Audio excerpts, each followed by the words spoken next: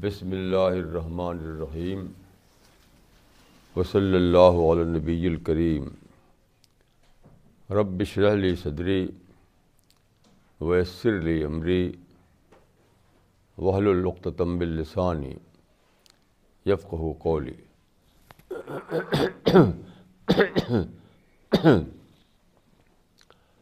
آج کا ٹاپک ہے دا اسٹوری آف کریشن، یعنی تخلیق کی کہانی۔ یہ موضوع ہسٹری آف تھاٹ سے تعلق رکھتا ہے اور اس پر ہزاروں کتابیں لکھی گئی ہیں۔ میں اپنی بات کا آغاز ایک آیت سے کروں گا۔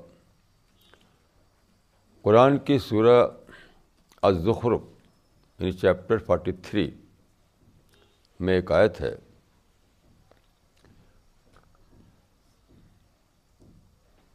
ما لہم بذالک من علم انہم الا یخرصون۔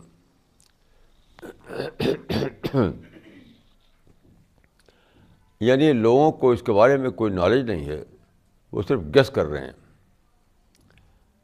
تو یہ آیت جو ہے، اس کا جو امیڈیٹ ریفرنس ہے وہ یہ ہے کہ وہ لوگ فرشتوں کو خدا کا قریبی سمجھ کر ان کو پوچھتے تھے کہ فرشتے ان کی شفاعت کر دیں گے۔ فرشتوں کو خدا کی بیٹیاں کہتے تھے۔ تو غرض ہے کہ فرشتوں کے بارے میں جو ان کا عقیدہ تھا وہ سمجھتے ہیں کہ یہی ہے۔ عام طور مفسرین اسی طرح کا بتاتے ہیں۔ لیکن دیکھیے، قرآن کا ایک اصول یہ ہے کہ ایک ہوتا ہے کسی آیت کا پرٹیکولر مفہوم، ایک ہوتا ہے اس کا جنرل مفہوم۔ تو پرٹیکولر اپلیکیشن ہوتا ہے اور جنرل اپلیکیشن۔ تو امیڈیٹ ریفرنس تو وہی ہے، لیکن اس آیت میں پوری ہیومن ہسٹری پر ایک تبصرہ ہے۔ It is review of entire human history. اور یہ بہت ہی زیادہ اہم بات ہے۔ یعنی اس کے معنی ہے کہ قرآن یہ بتا رہا ہے کہ جو ہسٹری ہے اس کی ایک بنیاد یہ ہے کہ آپ علم پر رائے بنائیں، علم کو لے کر کے، نالج کو لے کر کے، اسٹیبلش نالج کو لے کر کے۔ اور ایک یہ ہے کہ گمان، گیس۔ تو پوری ہسٹری میں ایسا ہوا ہے کہ انسان جو ہے گیس کر کے رائے بناتا رہا ہے کریشن کے بارے میں۔ اسلام نے اس کو ختم کیا، وہ میں عرض کرنا چاہتا ہوں اس وقت۔ وہ گیس کیا تھا؟ بیسیکلی دو قسم کا گیس تھا اس کائنات کے بارے میں، اس کریشن کے بارے میں، اس دنیا کے بارے میں۔ ایک وہ تھا جس کو ہم کہتے ہیں شرک، دوسرا وہ تھا جس کو ہم کہتے ہیں فلاسفی۔ دونوں ہی گیس پہ کھڑے ہوئے تھے، شرک بھی اور فلاسفی بھی۔ شرک یہ مانے ہوئے تھا کہ بہت سارے دیوتا ہیں جو اس دنیا کو چلا رہے ہیں۔ یعنی سورج بھی دیوتا ہے، چاند بھی دیوتا ہے، ستارے دیوتا ہیں، پہاڑ اور سمندر سے یہ سب دیوتا ہیں۔ تو بہت سارے دیوتاؤں کا جو کانسیپٹ تھا، اس سے شرک پیدا ہوا، یعنی پولیتھیزم۔ فلاسفی جو ہے اس کا کلیم تو یہ تھا کہ وہ یعنی ریزن، ایک ریشنل ڈسپلن ہے، کہ وہ بھی گیس پر قائم تھی۔ کیوں؟ تقریباً سارے فلاسفرس جو ہے وہ مانتے تھے مونسٹک کانسیپٹ کو، جس کو ہیگل نے ورلڈ اسپرٹ کہا۔ یعنی ایک اسپرٹ ہے، یعنی ایک ان سین ایک کوئی طاقت ہے جو پوری کائنات اسی کا مظہر ہے، یعنی اسی کا ظہور ہے، اسی کا مینیفیسٹیشن ہے۔ یعنی کائنات الگ سے کوئی چیز نہیں ہے، الگ سے کوئی چیز نہیں ہے، اسی ایک اسپرٹ کا، اسی ایک ایک ایک آئیڈیا کا ظہور ہے یہ. تو یہ دو کانسیپٹ ہسٹری میں رہے ہیں، دونوں ہی گس ہیں. نہ تو اس دنیا کو کوئی دیوتا چلا رہے ہیں، اور نہ ایسا ہے کوئی ایک ورلڈ اسپرٹ ہے، کوئی ایک آئیڈیا ہے جس کا ظہور کائنات میں ہوا ہے. ہم آپ اسی کا ظہور. یہ دونوں باتیں جو ہے خرص تھیں. تو فرمایا کہ ما لہم بذالک من علم انہم لا یخرصون، یعنی جو کریشن ہے، جو دنیا ہے، جو کائنات ہے، اس کے بارے میں ان کے پاس کوئی علم نہیں ہے، گیس سے انہیں رائے بنا رکھی ہیں.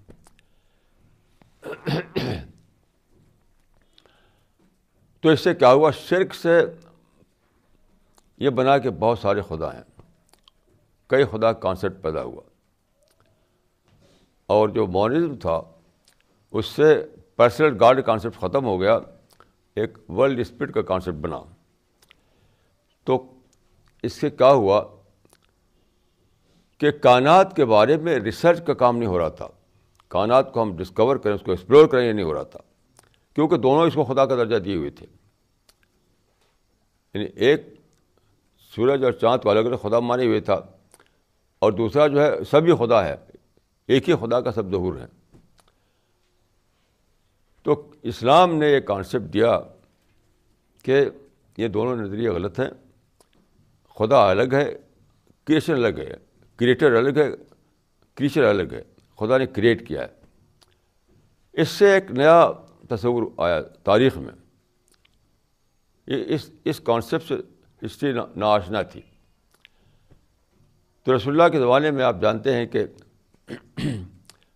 کہ پورا عرب جو ہے وہ اس سے پہلے کسی پیغمبر کے زمانے میں بڑی تعداد میں لوگ نئے ساتھی بنتے تھے، 2-4 ساتھی ہوتے تھے بس. رسول اللہ کے زمانے میں پورا عرب جو ہے اسلامائز ہو گیا. اس کے بعد رسول اللہ نے حجۃ الوداع میں کہا کہ تم لوگ نکل جاؤ، یعنی عرب میں مت رہو، سب جاؤ ادھر ادھر. ان اللہ بعثنی کافۃ للناس فاتبعونی. تو خطبہ حجۃ الوداع جو دیا تھا اس میں آپ نے یہ بات کہی تھی.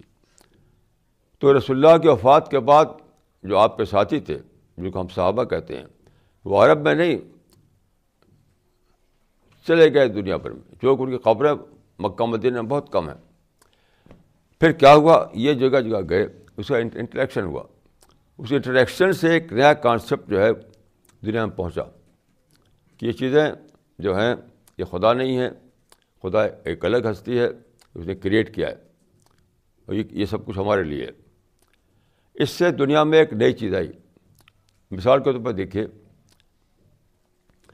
یہ صحابہ جب مصر میں گئے تو مصر میں جو ریور نائل ہے، دریائے نیل، اس کے بارے میں سمجھا جاتا تھا کہ وہ ایک لڑکی کی بلیدان چاہتی، سیکریفائس چاہتی ہے. ہر سال ایک لڑکی کو وہ پہنا کر کے اچھے اچھے کپڑے اس میں ڈال دیتے تھے. تب سمجھتے تھے کہ دریا میں پانی آئے گا. انہوں نے ختم کیا اس کو. جب صحابہ وہاں گئے تو انہوں نے ختم کیا اس کو. ایسے ہی دیکھیے، ستاروں کو سمجھتے تھے کہ وہ دیوتا ہے. تو پہلی بار بغداد میں آبزرویٹری بنی، جس کو مرصد کہتے ہیں، مرصد. اس پر چڑھ کر کے مطالعہ کرتے تھے ستاروں کا. اس سے پہلے ستاروں کو پوجا جاتا تھا، یعنی آبجیکٹ آف ورشپ بنے ہوئے تھے سارے ستارے. سورج چاند جو ہے آبجیکٹ آف ورشپ بنے ہوئے تھے. پہلی بار ایسا ہوا کہ بغداد میں جب مسلمانوں نے حکومت قائم کی، بغداد میں، قرطبہ میں اور کیرو میں ہر جگہ آبزرویٹری بنائی گئی. تو وہ آبزرویشن ہونے لگا. جس چیز کو پہلے پوچھتے تھے اس کا آبزرویشن ہونے لگا. ایسے مسلمان جو دنیا میں پھیلے جگہ جگہ. تو انٹریکشن جو ہوا، اس انٹریکشن سے ایک نیا کانسیپٹ جو انٹروڈیوس ہوا ہسٹری میں. آپ جانتے ہیں کہ ہسٹری میں جب کوئی نیا کانسیپٹ انٹروڈیوس ہوتا ہے تو وہ چلتا رہتا. تو اس طرح سے ہسٹری میں ایک نیا پروسیس جاری ہوا کہ یہ دیوتا نہیں ہے، یہ خدا نہیں ہے، یہ کریچر ہے ہماری طرح سے. ان کو ایکسپلور کرو، ان کو ریسرچ کرو، ان کی تحقیق کرو، ان کو استعمال کرو. تو صحابہ جو ہے رسول اللہ صلی اللہ علیہ وسلم نے جو ان کو بھیج دیا عرب سے باہر، وہ سادہ بات نہیں تھی. یہ تھا گلوبل انٹریکشن کا معاملہ. اس زمانے میں آپ جانتے ہیں کہ میڈیا نہیں تھا، تو میڈیا کے ذریعے بات نہیں پہنچ سکتی تھی. میڈیا ہوتا تو اس میں آپ میڈیا میں باتیں ڈال کر پھیلاتے، تو اس زمانے یہ تھا نہیں. ایک ہی شکل تھا کہ لوگوں کو باہر بھیجو. تو روایت کتابوں میں آتا ہے کہ جس کا گھوڑا جدھر کھڑا تھا اسی طرف وہ چل پڑا، کیونکہ رسول اللہ نے کہا تھا نکل جاؤ. تو ساری دنیا میں وہ پھیلے، ان سے انٹریکشن ہوا، تو ایک گلوبل ڈسکشن، گلوبل ایک ڈائلاگ شروع ہو گیا. گلوبل ڈائلاگ یعنی یہ جو نکلے جگہ جگہ گئے، عرب سے اسپین تک گئے، ایشیا میں، افریقہ میں، یورپ میں، ہر جگہ پھیلے. صرف آسٹریلیا اور امریکہ جو ہے اس وقت تو غیر آباد تھا تقریباً، وہاں میں نہیں پہنچ سکے یہ لوگ. باقی تینوں بر اعظم میں یعنی ایشیا میں، افریقہ میں اور یورپ میں پھیل گئے یہ لوگ. تو that was a kind of global dialogue, global discussion, global interaction.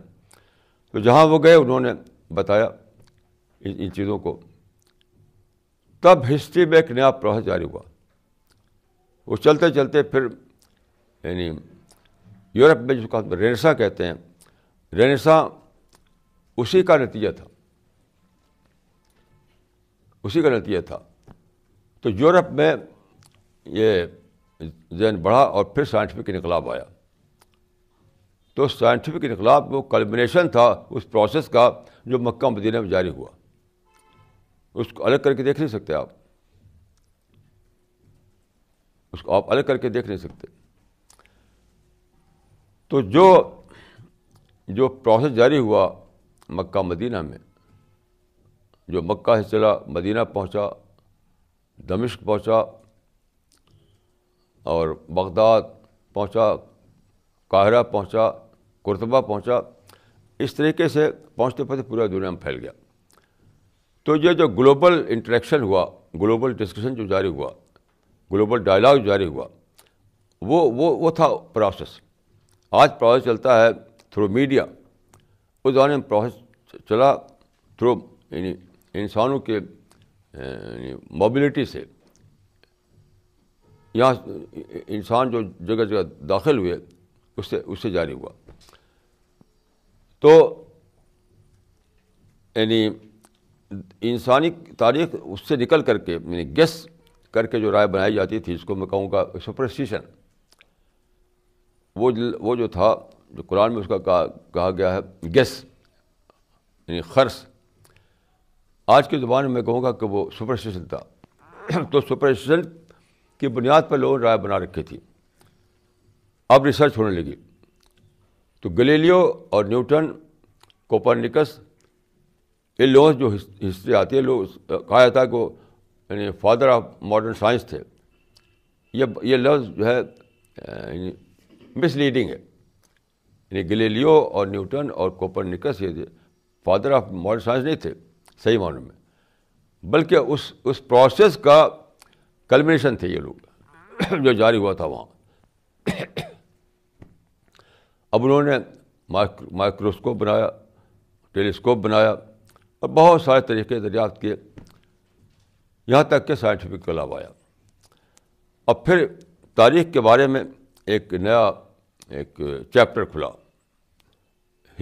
Creation کے بارے میں نئی باتیں سامنے آئیں. اب میں یہ بتانا چاہوں گا کہ سائنٹیفک جو ڈسکوری ہوئی، جو سائنٹیفک مطالعہ کیا گیا، اس سے جو کریشن کا جو کانسیپٹ بنا وہ کیا تھا. میں نے جو پڑھا ہے اس سے میں سمجھ پایا ہوں کہ یہ 6 پیریڈ میں تقسیم ہے. 6 پیریڈ. تو 6 کا لفظ قرآن میں آیا ہے کہ اللہ تعالیٰ نے زمین و آسمان کو 6 ایام میں بنایا. ایام سے مراد ہے پیریڈ، 6 پیریڈ. لیکن میں یہ نہیں کہہ رہا ہوں کہ قرآن کا جو 6 دن ہے یا 6 پیریڈ ہے وہ جو میں کہنے جا رہا ہوں وہ اسی کا، یہ نہ سمجھیں آپ کہ اسی کا یعنی اسی میں اپلائی نہ کریں آپ، کیونکہ قرآن میں جو 6 بتایا گیا ہے 7 ایام، اس سے حقیقتاً کیا مراد ہے ابھی تک یہ چیز دریافت نہیں ہوئی ہے۔ اچھا 6 کا لفظ سائنس بھی نہیں بولتی، یہ سائنس بھی 6 کا لفظ نہیں بولتی ہے، لیکن میں جو خود سے میں نے جو سمجھا ہے وہ میں نے 6 پیریڈ میں تقسیم کیا ہے، اور ہو سکتا ہے کہ وہ وہی مراد ہو اس سے یا نہ بھی ہو، میں یہ نہیں کہہ سکتا، لیکن میں نے اپنی اسٹڈی سے جانا ہے اس کو بتا رہا ہوں آپ کو۔ تو یہ 6 پیریڈ جو ہیں وہ میرے نزدیک شروع ہوتے ہیں جو کہتے ہیں بگ بینگ۔ تو big bang, little bang, water bang, plant bang, animal bang, human bang, یہ 6 پیریڈ ہیں میرے اسٹڈی کے مطابق۔ تو اب سے 15 بلین سال پہلے تقریباً، یہ سائنس یہ کہتی ہے، اسٹرانومی یہ کہتی ہے کہ اب سے 15 بلین سال پہلے اسپیس میں ایک بہت بڑا گولا ظاہر ہوا جس کو کہتے ہیں سپر ایٹم۔ تو پورے یونیورس میں جتنے پارٹیکل ہیں وہ سب اس میں موجود تھے۔ اب جو پوری یونیورس ہے، جو اسٹار ہے اور پلینٹ ہیں اور جو کچھ بھی ہے، چاہے وہ سمندر ہو یا پہاڑ ہو، کچھ بھی جو، تو اس کے جو پارٹیکل تھے وہ سب کے سب اس میں موجود تھے اس سپر ایٹم میں۔ تو پھر تقریباً 15 بلین سال پہلے اس کے اندر ایک ایکسپلوژن ہوا، اسی ایکسپلوژن کو کہتے ہیں بگ بینگ۔ اس سپر ایٹم میں ایکسپلوژن ہوا جس کو بگ بینگ کہا جاتا ہے۔ یہ 20th سینچری کے فرسٹ کوارٹر میں یہ چیز ڈسکور ہوئی، اب وہ اسٹیبلش ہو گئی ہے مزید اسٹڈی کے بعد۔ تو جتنے پارٹیکل تھے وہ اسپیس میں پھیل گئے۔ اس کو قرآن مجید میں دیکھیے، میں سمجھتا ہوں کہ جو آیت ہے قرآن مجید کی وہ اسی کی طرف اشارہ کرتی ہے کہ ان السماوات والارض کانتا رتقا ففتقناہما۔ یہ رتق کہتے ہیں منضم الاجزاء، یعنی یہ جو ہے یہ رتق حالت ہے، یعنی یہ بالکل جڑا ہوا ہے ایک دوسرے سے، یہ رتق۔ اور فتق یہ ہے کہ کھل جائے۔ تو اس آیت میں بتایا گیا ہے کہ زمین و آسمان آپس میں جڑے ہوئے تھے، پھر ہم نے اس کو کھول دیا۔ ان السماوات والارض کانتا رتقا ففتقناہما۔ میں سمجھتا ہوں اس میں اسی واقعے کی طرف اشارہ ہے۔ یہ تقریباً 15 بلین سال پہلے جو بگ بینگ ہوا، جو ایکسپلوژن ہوا اسپیس میں اور سارے پارٹیکل پھیل گئے، اسی کی طرف اس میں اشارہ ہے۔ پھر یہ پارٹیکل جو ہے وہ جمع ہونے لگے، یعنی اسٹار بنے، پلینٹ بنا، ساری چیزیں اسی سے بنی، چاہے پہاڑ ہو، چاہے سمندر ہو، چاہے کوئی بھی چیز ہو، اسی پارٹیکل کے جمع ہونے سے سب چیزیں بنی ہیں۔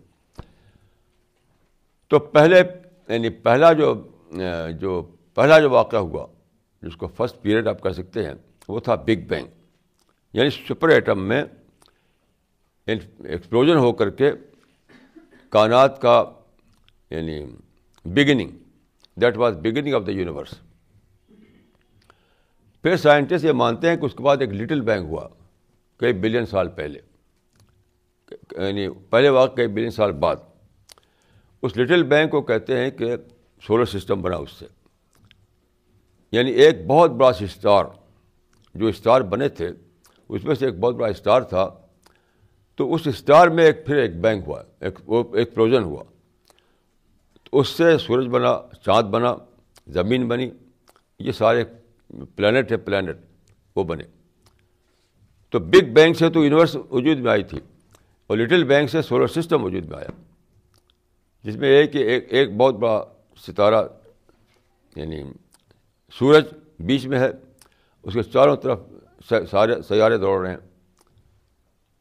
رہے ہیں۔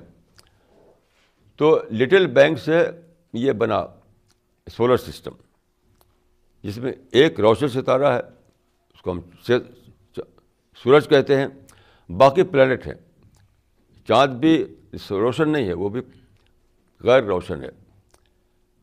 تو بہت سارے پلینٹ ہیں جو اس کے گرد گھوم رہے ہیں۔ اسی میں سے ایک ہے زمین. زمین پہ ایک پلینٹ ہے. تو ایکسیپشنلی ایسا ہوا کہ زمین پر پانی وجود میں آیا. تو یہ تھا واٹر بینک. لٹل بینک کے بعد جو ہوا واقعہ واٹر بینک, یعنی زمین کے اوپر گیسز پھیلی ہوئی تھی, بہت ساری گیسز. اس میں سے 2 گیس یعنی وہ آکسیجن اور ہائیڈروجن, 2 گیسز کے پارٹیکل الگ ہوئے اور مل کر کے مالیکول بنایا انہوں نے. اس سے واٹر بنا. واٹر جو ہے 2 گیسز کو مل کر بنا ہے. تو واٹر جو بنا تو وہ فضا میں پانی کے ذرات تھے, پھر بارشیں ہوئیں تو سارے سمندر وجود میں آئے.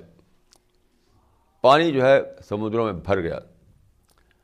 اب نیچر نے کیا کیا کہ وہاں پر ایک انٹروینشن کیا کہ سمندروں کے پانی میں نمک ملا دیا, سالٹ. تو سمندروں کے پانی میں 10% سالٹ ہوتا ہے. یہ سالٹ کیا ہے؟ پریزرویٹو ہے. اگر سالٹ نہ ہو تو سمندر کا پانی جو ہے وہ پلوٹ ہو جائے, سارا پانی پلوٹڈ بن جائے. تو سمندر کے پانی کو پولوشن سے بچانے کے لیے اس میں 10% سالٹ ملایا گیا, لیکن انسان اس کو استعمال نہیں کر سکتا. سالٹی واٹر نہ کھیتی ہو سکتی, نہ آپ اس سے پی سکتے, نہ کوئی کام ہو سکتا اس کا. تو پھر نیچر نے ایک نظام بنایا بارش کا. یہ سورج گرمی سے سمندروں میں بھاپ اٹھتی ہے, بھاپ اوپر جاتی ہے, اور یہ بھی نیچر کا قانون ہے کہ بھاپ جو ہے وہ ہلکی ہوتی ہے اور نمک جو ہے وہ سالٹ وہ بھاری ہوتا ہے. تو بھاری ہونے کی وجہ سے وہ ٹھہر جاتا ہے نیچے, یہ سمندر میں ٹھہر جاتا ہے اور بھاپ اوپر جاتی ہے. پھر اوپر جا کر کے ایک بہت بڑا ایک پروسیس ہوتا ہے, اس پروسیس پہ برستی ہے. تو یہ وہی ہے جس کو ہم اطباء جو کہتے ہیں تقطیر, یعنی سالٹ کا الگ ہو کر فریش واٹر کا واپس آنا ہماری طرف. اس سے ہم کو میٹھا پانی ملتا ہے.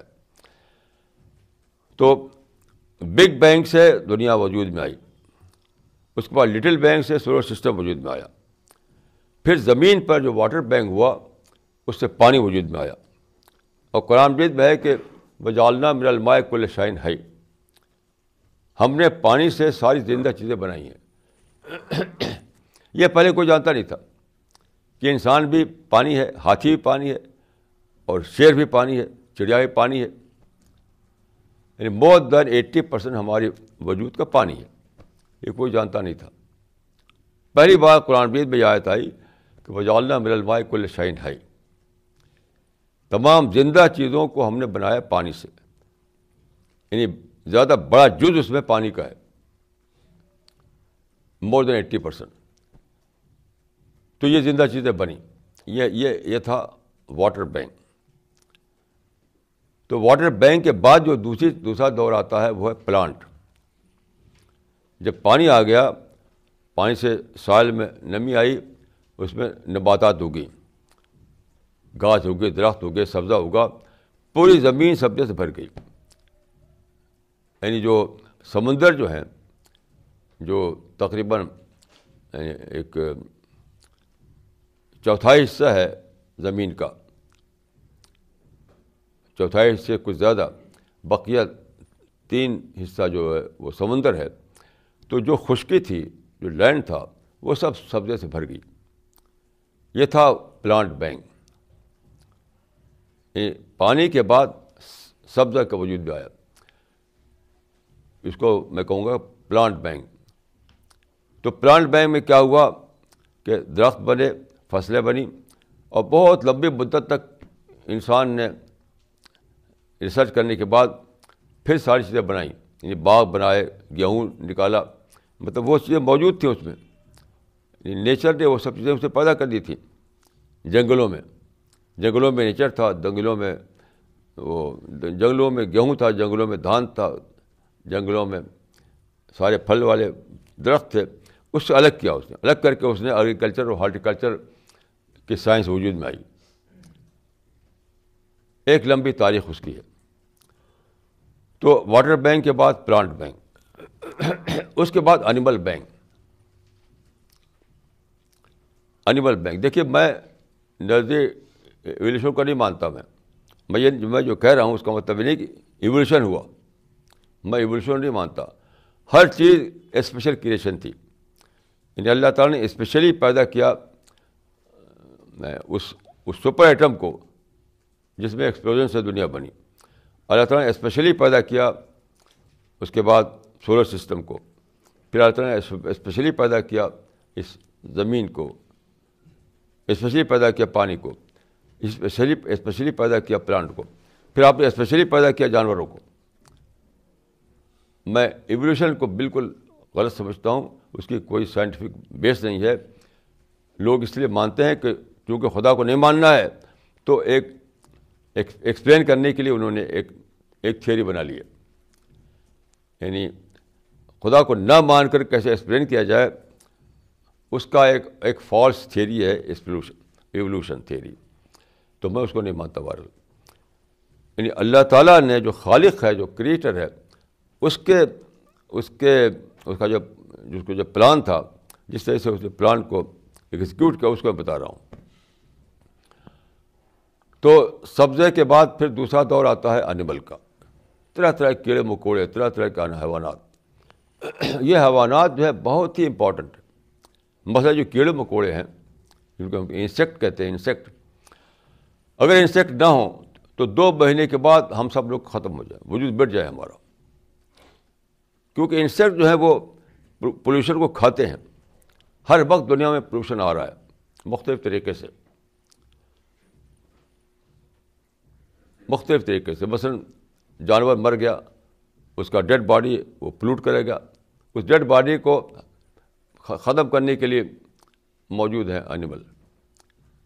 تو مختلف قسم کے ہر وقت پولوشن دنیا موجود میں آتے ہیں. یعنی یہ اب جو انڈسٹریل پولوشن اس سے پہلے کی بات کر رہا ہوں، میں اس سے الگ کی بات کر رہا ہوں. انڈسٹریل پولوشن تو اپنی جگہ پر ہے، جو کاربن ایمیشن سے پیدا ہوتی ہے. اس کے علاوہ جو پولوشن ہوتے رہتے ہیں ان کو ختم کرنے کے لیے، مثال طور پہ میڈک جو ہے اس کی خوراک اللہ تعالیٰ نے بنا دی کیا؟ مچھر. اس کی سب سے زیادہ لذیذ خوراک مچھر ہے. مچھر کھایا جاتا ہے وہ. ایسی جو ہم گدھ کہتے ہیں، گدھ کی لذیذ خوراک کیا ہے؟ Dead body. وہی سب سے اچھی خوراک اس کی، وہ اس پر ٹوٹ پڑتا ہے. تو یہ جو اینیمل ہیں جو وہ بہت بڑا رول کر رہے ہیں. یعنی پولوشن فری بناتے ہیں اس دنیا کو. تو یہ ہے اینیمل بینک ہوا. یعنی مطلب وہ حالات پیدا ہوئے جس سے کہ اینیمل وجود میں آئے. اس کے بعد پھر آتا ہے، یعنی اینیمل بینک جو تھا وہ 5واں دور تھا. یعنی بگ بینگ، اس پر لٹل بینگ، اس کے بعد big bang, little bang, water bang, plant bang اور اینیمل بینگ. چھٹا جو ہے ہیومن بینگ، انسان کا وجود میں آنا. تو آپ جانتے ہیں قرآن مجید میں انسان کے وجود میں آنے کے بارے میں بہت کافی تفصیل ہے. آدم کی کہانی، ابلیس کی کہانی اور سجدے کا واقعہ، بہت ساری باتیں قرآن مجید میں ہیں. اس سے ایک پوری پکچر بنتی ہے کہ جب خدا نے انسان کو پیدا کیا تو ساری کائنات سچ پوچھے تو انسان کو پیدا کرنے کے لیے یہ سارا ہو رہا تھا. اللہ تعالیٰ یہ کر سکتا تھا کہ اچانک ایک لمحے میں سب کچھ وجود میں آ جائے، لیکن اللہ تعالیٰ کا طریقہ نہیں ہے وہ.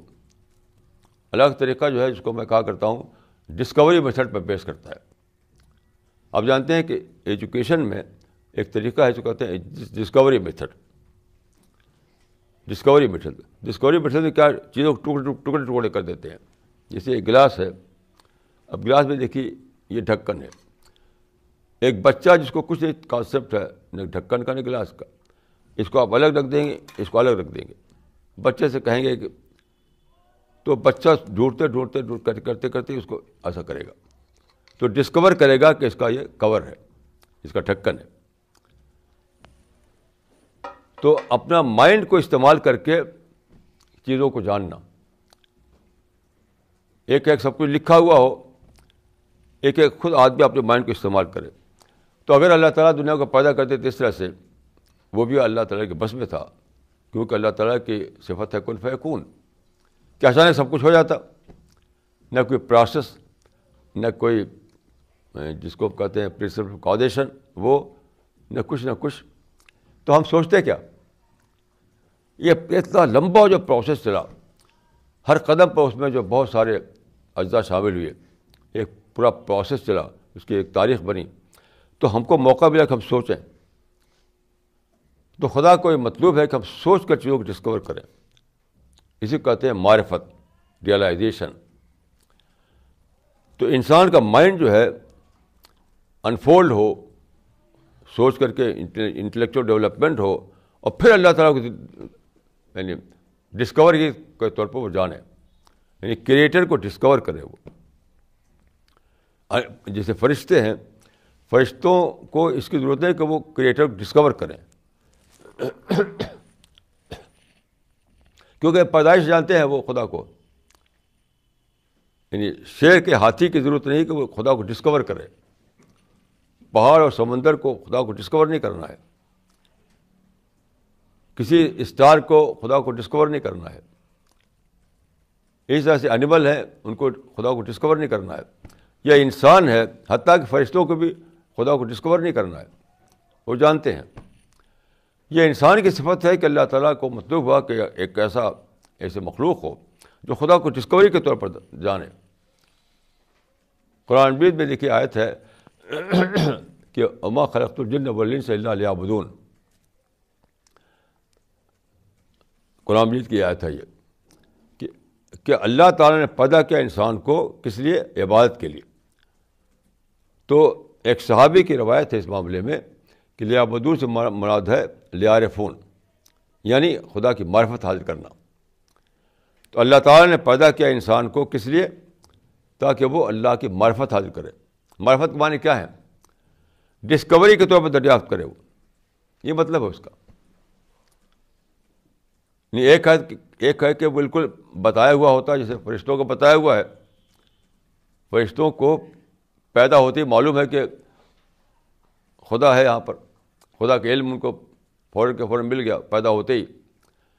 انسان کے معاملے میں یہ ہے کہ اسٹڈی کر کے جانے, ڈسکوری کر کے وہ معرفت تک پہنچے, چیزوں میں سوچے, چیزوں میں وہ اپنی عقل کو لگائے, تو پھر وہ دریافت کے درجے میں اس کی ایمان حاصل ہو. یہ مطلب ہے اس کا. اس کا کیوں ایسا ہے؟ اس سے ایک تھرل پیدا ہو. تھرل سب سے بڑا جو جوائے ہے, JOY جوائے, وہ ہے ڈسکوری.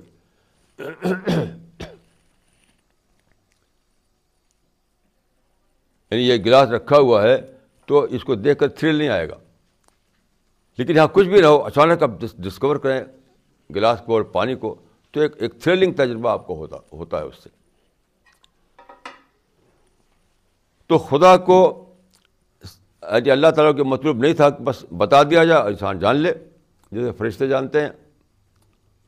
نہیں, بلکہ انسان سوچے, اپنی عقل کو استعمال کرے, اپنے پوٹینشیل کو انفولڈ کرے, اور پھر وہ دریافت کرے.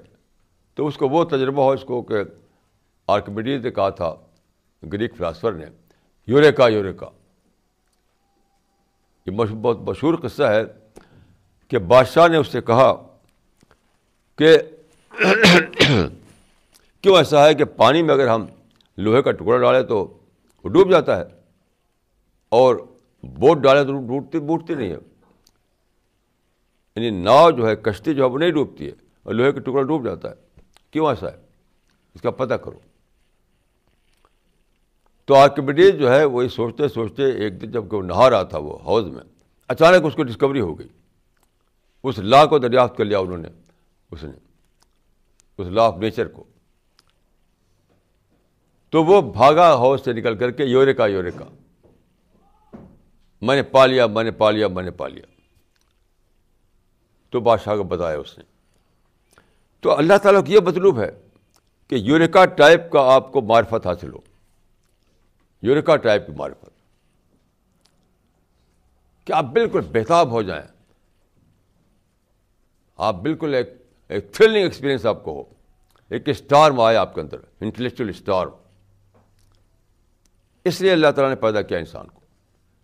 اس قسم کا ایکسپیرئنس نہ تو اسٹار کو ہوتا, نہ پلینٹ کو ہوتا, نہ سورج چاند کو ہوتا, نہ سمندر کو ہوتا, نہ پہاڑ کو ہوتا, نہ کسی درخت کو ہوتا, نہ کسی اینیمل کو ہوتا, یہاں تک کہ فرشتوں کو بھی نہیں ہوتا. ساری کائنات میں 15 بلین سال سے جو کائنات بن رہی ہے, تو صرف انسان ہی ہے جس کو اس قسم کا تھرلنگ ایکسپیرئنس ہوتا ہے. وہی قرآن آیت میں بتایا گیا ہے, وما خلقت الجن والانس الا لیعبدون. انسان کو پیدا کیا اللہ تعالیٰ نے کہ وہ ایک تھرلنگ ایکسپیرئنس کے طور پر اس کو معرفت ہو, تھرلنگ ایکسپیرئنس کے طور پر خدا کو دریافت کرے. یہ کیسی عجیب نعمت ہے اللہ تعالیٰ کی جو آپ کو دی ہے اللہ تعالیٰ نے, کیونکہ اس سے جو محبت پیدا ہوتی ہے اللہ تعالیٰ سے. اگر اللہ کا علم آپ کو ایسے ہو جائے جیسے کہ ٹیکنیکل طور پہ ہو جائے جیسے فرشتوں کو ہے,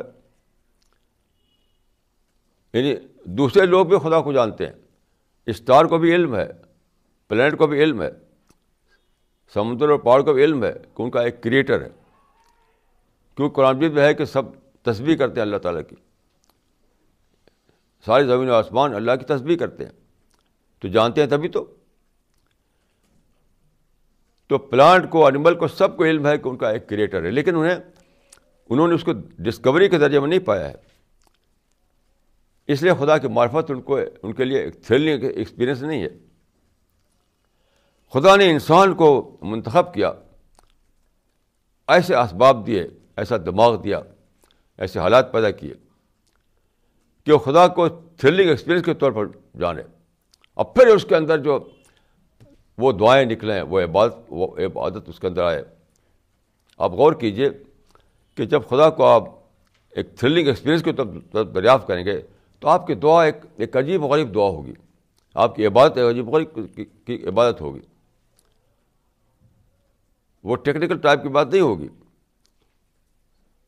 روبوٹ ٹائپ کی عبادت نہیں ہوگی, وہ ایک بہت لیونگ عبادت ہوگی, ایک لیونگ دعا ہوگی, ایک لیونگ تعلق ہوگا خدا سے. تو وہ اللہ تعالیٰ کو مطلوب تھا کہ ایسا ایک مخلوق ہو, ایسا ایک کریچر ہو جو اس طرح کا معرفت اس کو حاصل ہو. تو آج اسی کے لیے اللہ تعالیٰ نے پھر پیغمبر کا سلسلہ شروع کیا. جب دنیا بن گئی, اسٹار بن گئے, پلینٹ بن گئے, یہ زمین بن گئی, پانی بن گیا, پلانٹ بن گیا, اینیمل آ گئے, انسان پیدا ہو گیا, تو پھر اللہ تعالیٰ نے سلسلہ شروع کیا پیغمبروں کا, یہی بتانے کے لیے,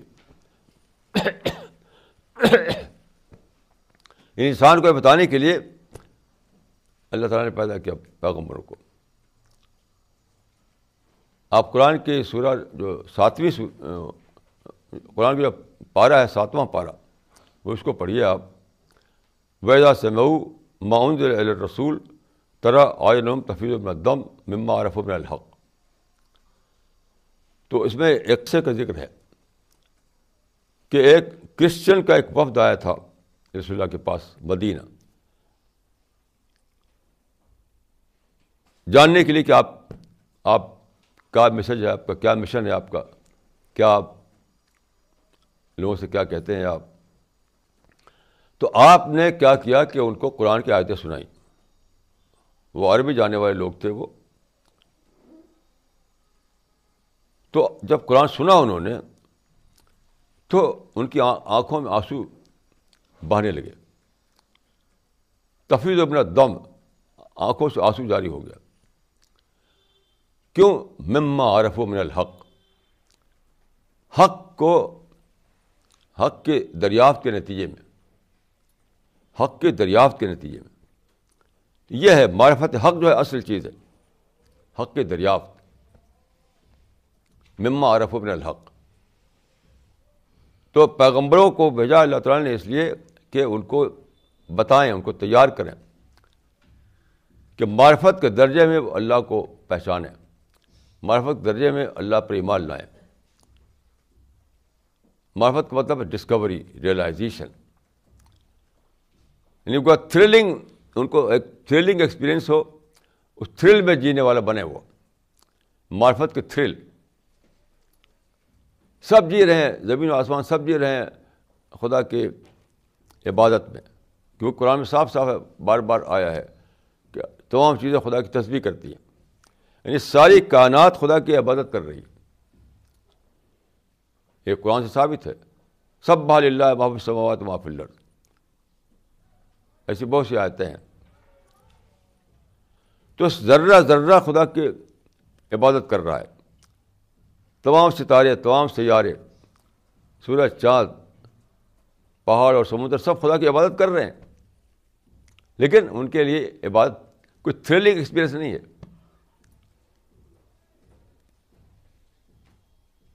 ان کے لیے عبادت جو ہے کوئی تھرلنگ ایکسپیرئنس نہیں ہے. ان کی تسبیح, ان کی عبادت بس ایک ٹیکنیکل چیز ہے بس. تو اللہ تعالیٰ کا کتنا بڑا یہ احسان تھا انسان کے لیے کہ اس نے انسان کو ایسی صلاحیتیں دیں, ایسا مائنڈ دیا, ایسے حالات پیدا کیے اس کو. تو پیغمبر اسی لیے بھیجے گئے انسان کو بتانے کے لیے کہ جانو کہ خدا نے تمہارے ساتھ کیا بلیسنگ کی ہے, کیا انعام تمہارے پر کیا ہے. تو تمہارا درجہ اسٹار سے بڑھا دیا, اس پلانٹ سے بڑھا دیا. تمہارا درجہ خدا نے سورج چاند سے بڑھا دیا, پلانٹ سے, اینیمل سے, سچ سے بڑھا دیا, کیونکہ وہ خدا کی عبادت کر رہے تھے ایک ٹیکنیکل انداز میں, روبوٹ کے انداز میں. سب کے سب خدا کی عبادت کر رہے تھے, روبوٹ کے انداز میں کر رہے تھے. تو اللہ تعالیٰ نے اللہ تعالیٰ نے پیغمبروں کو بھیجا انسان کو بتانے کے لیے کہ تمہارا درجہ کیا ہے اللہ کے ہاں. تم تھرل کے درجے میں دریافت کرو, تھرل کے درجے میں عبادت کرو اللہ تعالیٰ کی. اور یہی وہ لوگ جو جنت میں جگہ پائیں گے. جنت کسی درخت کے لیے نہیں ہے, کسی پہاڑ کے لیے نہیں ہے, کسی اسٹار کے لیے نہیں ہے, کسی پلانٹ کے لیے نہیں ہے. جنت کسی اینیمل کی جنت نہیں ہے, انسان کی جنت ہے. کیوں؟ جنت ان لوگوں کے لیے جو تھرل کے درجے میں اللہ کو پائیں, تھرل کے درجے میں دعا اور عبادت کا ثبوت دیں. تو یہ اسی کو بتانے کے لیے تمام پیغمبر آئے. لیکن انسان جو ہے اتنا زیادہ مشغول تھا, یعنی اس کی سوچ جو ہے وہ انفولڈ نہیں ہو پا رہی تھی. انسان کی جو سوچ ہے وہ کنڈیشننگ میں جی رہا تھا. ہزاروں سال تک انسان جو ہے شرک کی کنڈیشننگ, اور میں نے جو دو بات عرض کی, شرک اور یہ یعنی پولیتھیزم اور مونوتھیزم, ایک پیدا ہوا تھا مشرکانہ مذہب سے, دوسرا پیدا ہوا تھا فلاسفر نے پیدا کیا تھا, اسی میں جی رہا تھا, اسی میں کنڈیشن ہو گیا تھا وہ. تو پھر اللہ تعالیٰ نے 4000 سال پہلے حضرت حاجرہ کو بسایا, حاجرہ کو, اسماعیل کو, وہاں پر عرب کے ڈیزرٹ میں. کیوں؟ تاکہ ایک نئی نسل پیدا ہو جو فری آف کنڈیشننگ ہو. وہاں پر کوئی سامان تھا نہیں کنڈیشن کرنے کا. صحرا میں کچھ بھی نہیں تھا, وہاں پر اینیمل بھی نہیں تھے, وہاں درخت بھی نہیں تھے, وہاں پر نہ کوئی کلچر تھا, نہ کوئی تمدن تھا, کچھ بھی نہیں. صحرائی زندگی, ڈیزرٹ کی زندگی. تو اس میں حاجرہ کو بسا دیا, اسماعیل کو بسا دیا. وہاں پر ایک نئی نسل بنی. اسی نئی نسل میں سے محمد بن عبداللہ بن عبد المطلب نکلے, خاتم النبیین. پھر انہوں نے اپنا مشن چلایا وہاں توحید کا 610 عیسوی میں. پھر یعنی چونکہ وہ لوگ کنڈیشننگ سے پاک تھے, جلدی بات کو سمجھ گئے. پچھلے پیغمبروں کے زمانے میں لوگ مذاق اڑاتے رہے, یا حسرت العباد ما یتیم برسول اللہ کانوا بیستہزئون. یہ پچھلے سارے پیغمبروں کا مذاق اڑاتے رہے لوگ. کبھی کوئی ٹیم بنی, کوئی کبھی ایسا نہیں ہو کہ بہت سارے لوگ پیغمبر کے ساتھی بن جائیں. کیوں؟ کنڈیشننگ کی وجہ سے تھے. ان کی کنڈیشننگ کو توڑنے کے لیے سارا میں بسایا گیا, یعنی ڈیزرٹ میں جو بسایا گیا تھا حاجرہ کو, اسماعیل کو, تو اسی لیے تھا کہ کنڈیشننگ سے فری ایک نسل بنے. وہ بنی وہ نسل 2000 سال لگ گئے اس کو بنانے میں, کیونکہ توالد ہوگا, تناسل ہوگا, باپ سے بیٹا پیدا ہوگا, بیٹے سے پوتا پیدا ہوگا, ہوتے ہوتے ہوتے ہوتے تب بڑی تعداد بنے گی. تو رسول اللہ صلی اللہ علیہ وسلم پیدا ہوئے وہاں 570 عیسوی میں مکہ میں, اسی نسل میں سے جس کو کہتے ہیں بنو اسماعیل. پھر آپ کے تبلیغ سے, آپ کی دعوت سے ایک بڑا گروہ تیار ہو گیا. اس گروہ نے تاریخ کو ایک نیا موڑ دیا, یعنی اس کی کنڈیشننگ کو توڑا. اس کے بارے میں جہاں تک میں نے پڑھا ہے, اس کا بہت زیادہ یعنی اس کو اعتراف کیا ہے, بہت زیادہ اس کو جانا ہے فرانس کے ایک مورخ نے, اس کا نام ہے ہنری پرین. Henri Pirenne. تو ہنری پرین نے لکھا ہے کہ Islam change the face of the globe. The traditional order of history was overthrown. Islam change the face of the globe. The traditional order of history was overthrown. اس نے اس کو جانا کہ کتنا بڑا انقلاب آیا تھا اسلام کے ذریعے سے, کہ پچھلی کنڈیشننگ ٹوٹ گئی. پچھلا جو کلچر تھا, جو سپرسٹیشن پہ بیس کرتا تھا, وہ ختم ہو گیا. ایک نیا دور آیا. پورا پر عرب جو ہے اس میں ایک نئی نسل بن گئی.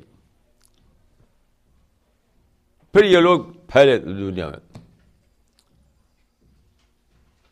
پھیل کر کے ساری دنیا میں اس کا میسج دیا انہوں نے. تو ایک پروسیس چلتے چلتے یورپ میں آ کر کے سائنٹیفک انقلاب آیا. تو یورپ کا سائنٹیفک انقلاب میں سمجھتا ہوں کہ رسول اللہ کے مشن کا سیکولر ورژن ہے, سیکولر آسپیکٹ ہے. رسول اللہ کے مشن کا ایک تھا ریلیجس آسپیکٹ. اس کی نمائندگی کی محدثین نے, فقہا نے اور سارے علماء نے. یہ جو آسپیکٹ تھا ریلیجس آسپیکٹ, یہ مسجدوں کے ذریعے سے, مدرسوں کے ذریعے سے اور مسلم اداروں کے ذریعے چلتا رہا. تو صحابہ, تابعین, اور یہ محدثین, فقہا, علماء, یہ سب اس کو لے کر چلتے رہے, اس کے ریلیجس آسپیکٹ کو. اور پھر اس کا جو سیکولر آسپیکٹ تھا کہ کائنات کو ایکسپلور کرنا, کائنات میں چھپی ہوئی جو خدائی سائنز ہیں, خدائی نشانیاں, ان کو کھولنا. جس کو قرآن مجید میں آیا ہے کہ سنوریہم آیاتنا فی الآفاق وفی انفسہم حتیٰ یتبین لہم انہ الحق. یہ جو کام ہے یہ سائنسدانوں نے زیادہ تر کیا. تو دو دھارے چلے. رسول اللہ کے بعد جو انقلاب آیا اس کے دو دھارے چلے. ایک تھا اس کا ریلیجس دھارا, ایک تھا سیکولر دھارا. ریلیجس دھارے کے ذریعے سے لوگوں نے قرآن کو محفوظ کیا, حدیثوں کو محفوظ کیا, رسول اللہ کی سیرت کو محفوظ کیا, فقہ بنائی اور اسلامی ادارے بنائے, مسجدیں قائم کی, مدرسے قائم کیے. یہ تھا ریلیجس دھارا اس انقلاب کا. دوسرا دھارا جو تھا وہ سیکولر دھارا, یعنی کائنات کو ایکسپلور کرنا. انہوں نے مطالعہ کیا سورج چاند کا, زمین و آسمان کا, دریا اور پہاڑ کا. انہوں نے ٹیلیسکوپ بنایا, انہوں نے مائکروسکوپ بنایا, دوربین بنائی, خوردبین بنائی, اور پھر ایک کئی سو سال تک اس میں مشغول رہے بہت سارے مائنڈ, یہاں تک کہ سائنٹیفک ریولیوشن آیا. تو سائنٹیفک ریولیوشن جو ہے وہ کیا ہے, وہ انسان کو وہ نیچر میں چھپے ہوئے جو خدا کے جو ڈیوائن سائن ہے اس کو بتاتا ہے. وہ ڈیوائن سائن جو ہے, ڈیوائن یعنی خدائی جو نشانیاں ہیں, جو قرآن کا علاء اللہ, اور کلمات اللہ، یعنی وہی چیز جس کو خدا نے کہا ہے کلمات اللہ یا اعلیٰ اللہ، اسی کو تو ڈسکور کیا ہے سائنس نے، اسی کی ڈسکوری کا نام ہے سائنس. کوئی لوگ غلط فہمی سے سمجھتے ہیں سائنس نام ہے الحاد کا، حالانکہ الحاد الگ چیز ہے، سائنس الگ چیز ہے، اس سے اس کا کوئی تعلق نہیں ہے. الحاد تو ایک فلاسفی ہے. دیکھیے سائنس کوئی فلاسفی نہیں ہے، سائنس کوئی آئیڈیالوجی نہیں ہے، سائنس کوئی ریلیجن نہیں ہے. سائنس نہ تو ریلیجن ہے، نہ فلاسفی ہے، نہ آئیڈیالوجی ہے، کچھ بھی نہیں. سائنس تو صرف یہ کرتی ہے کہ نیچر میں وہ مطالعہ کرتی ہے، نیچر کو آبزرو کرتی ہے، اور نیچر میں جو خدا کا جو قانون ہے، خدا کا جو سائنس ہیں، SIGN، سائنس نشانیاں، اس کو ایکسپلور کرتی ہے، اس کو ڈسکور کرتی ہے. وہ تو عین اسلام کے تائید میں ہے. اور شاید ان لوگوں کے بارے میں وہ حدیث ہے بخاری میں کہ ان اللہ لَیَأْیَدُ هَذَا الدِّینَ بِالرَّجُلِ الْفَاجِرِ. یا مجھے فاجر سے مراد میرے دیکھ ہے سیکولر، یعنی اللہ اس دین کی مدد سیکولر لوگوں سے بھی کرے گا. یہاں فاجر کے معنی کوئی یعنی برائی والے نہیں، فاجر کے معنی سیکولر لوگ، نان ریلیجس لوگ. تو کیا کہ یہ جو دھارا چلے گا خاتم النبیین کے بعد، اس میں دونوں گروپ اپنا اپنا رول ادا کرے گا، ریلیجس گروپ بھی اور نان ریلیجس گروپ بھی. یہ مطلب ہے اس حدیث کا. تو نان ریلیجس گروپ کو اس میں کہا گیا ہے فاجر. آج کل کے زبان میں ہم کہیں گے سیکولر. تو ریلیجس گروپ نے کام کیا کہ وہ ریلیجن کو اس میں مدون کیا، ریلیجن کو باقاعدہ اس پر کتابیں لکھی، ریلیجس لائبریری تیار ہو گئی. مذہب کی بنیاد پر بہت بڑی لائبریری بن گئی، بہت بڑا ڈسپلن بن گیا. اور ان لوگوں نے کیا کیا کہ نیچر میں چھپے ہوئے جو دلائل تھے اس کو کھولا انہوں نے. مثال کے طور پہ جو میں عرض کیا کہ قرآن میں یہ آیت تھی کہ ان السماوات والارض کانتا رتقا ففتقناہما، تو اس کو انہوں نے دریافت کیا، اور اسی کو ہم بگ بینگ کہتے ہیں. میں یہاں پر ایک واقعہ عرض کروں. اسی مفہوم کی ایک اور آیت ہے قرآن مجید میں، افی اللہ شک فاطر السماوات والارض. کیا شک ہے تم کو اس خدا پر جس نے زمین آسمان کو پھاڑا؟ یہ فاتح کے لفظی معنی پھاڑا ہوتا ہے، پھاڑنا. لیکن پچھلے زمانے میں چونکہ معلوم نہیں تھا کہ پھاڑنا کیا چیز ہوتی ہے، تو اس کا مطلب لیتے تھے لوگ پیدا کیا. کیا تم کو شک ہے اس خدا پر جس نے زمین آسمان کو پیدا کیا؟ تو کہا جاتا ہے کہ ایک بار کسی بستی میں دو گروپ بن گئے تھے، انہیں بحث ہو رہی تھی. ایک کہتا خدا ہے، ایک کہتا خدا نہیں. یہ خدا کو ماننے والے اور خدا کو نہ ماننے والے کے درمیان بحث تھی. تو فیصلہ نہیں ہو رہا تھا کیونکہ اس زمانے میں دلائل نہیں تھے. اس زمانے میں دونوں گیس چلاتے تھے، گیس، وہ بھی ان کے پاس گیس، ان کے پاس بھی گیس. تو ایک مسجد میں ایک بزرگ رہا کرتے تھے، حافظ. تو انہوں نے کہا کہ بھائی ان کو بلاؤ، شاید وہ مسئلہ حل کر دیں. تو وہ گئے لوگ، ان کو بلایا تو وہ آئے، وہ اور ان کو بتایا گیا کہ بھیا یہ مسئلہ ہے. تو انہوں نے کوئی تقریر نہیں کی، بس کھڑے ہوئے اور کہا بسم اللہ الرحمن الرحیم، جیسا کہ طریقہ ہے، اور پھر یہ یاد پڑھ دی بس، افی اللہ شک فاطر السماوات والارض. کیا تم کو شک ہے اس خدا پر جو فاتر ہے زمین و آسمان کا؟ وہی کہہ کر چلے گئے وہ. اس وقت یہ پتہ نہیں تھا کہ اس لفظ فاتر جو ہے اس میں ایک بہت بڑی میننگ چھپی ہوئی ہے، بہت بڑی معنویت چھپی ہوئی ہے. کیونکہ فطرہ کے لفظی معنی ہوتے ہے پھاڑنا، لیکن پھاڑنا کیا ہے وہ تو کوئی جانتا نہیں تھا کوئی. اب معلوم ہوا کہ وہ اشارہ تھا بگ بینگ کی طرف، یعنی ایکسپلوژن. فونا سے مطلب ایکسپلوڈ کیا اس نے.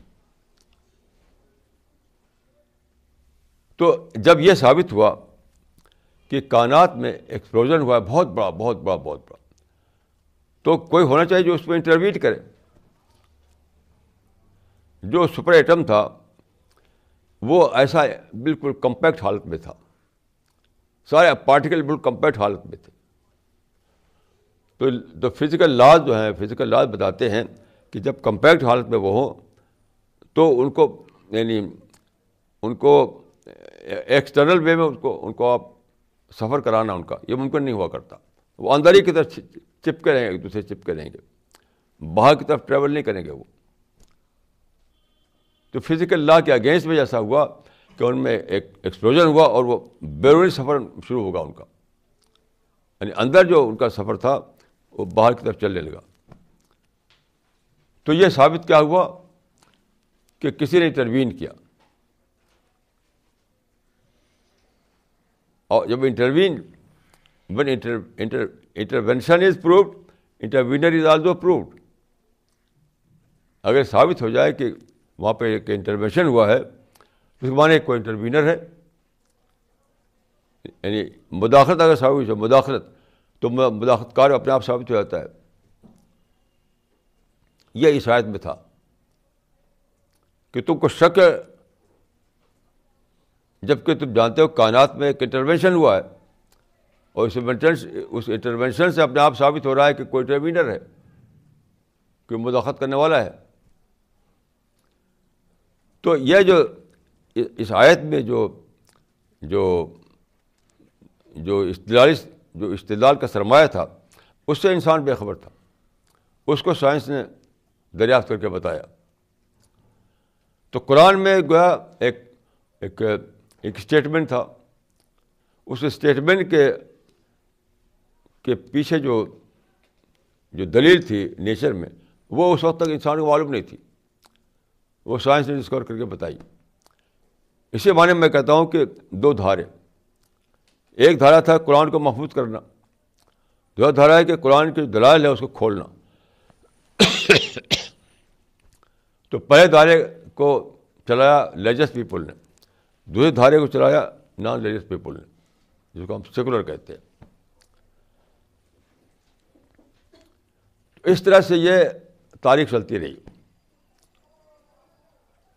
اب جو ہے جو رسول اللہ کے نے جو قرآن دیا ہے ہم کو، اس میں جو کیسے پلان بتایا گیا اللہ تعالیٰ کا وہ کیا ہے؟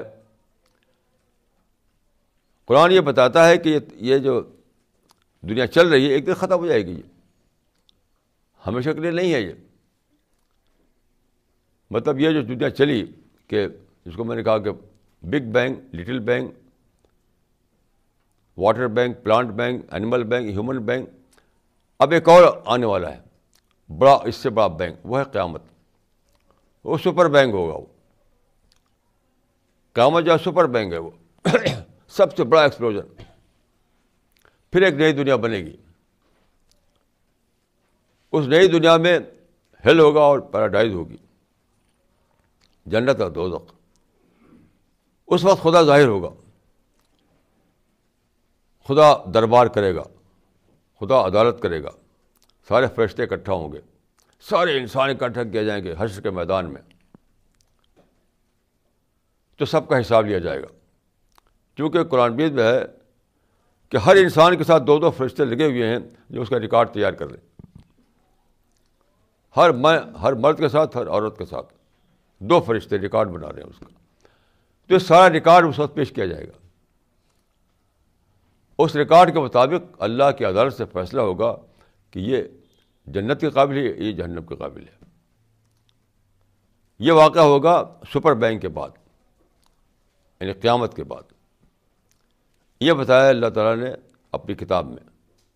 قرآن جو محفوظ کتاب ہے، کوئی بھی کتاب آسمانی محفوظ نہیں ہے. اس میں ملاوٹیں ہو گئی، کچھ کا کچھ اس میں شامل ہو گیا، لیکن قرآن جو ہے محفوظ کتاب ہے. تو قرآن میں اس جو خدا کا جو کیسے پلان ہے اس کو واضح طور پر بتا دیا گیا کہ یہ دنیا ختم ہونے والی ہے اور اس کے بعد یہ ہونے والا ہے. تو میں دعا کرتا ہوں کہ اللہ تعالیٰ مجھ کو اور آپ کو اس کو سمجھنے کی توفیق عطا فرمائے, ہم خود اس پر عمل کریں, دنیا کو اس سے باخبر کریں. اقول قولی ھذا واستغفر اللہ لی ولکم اجمعین.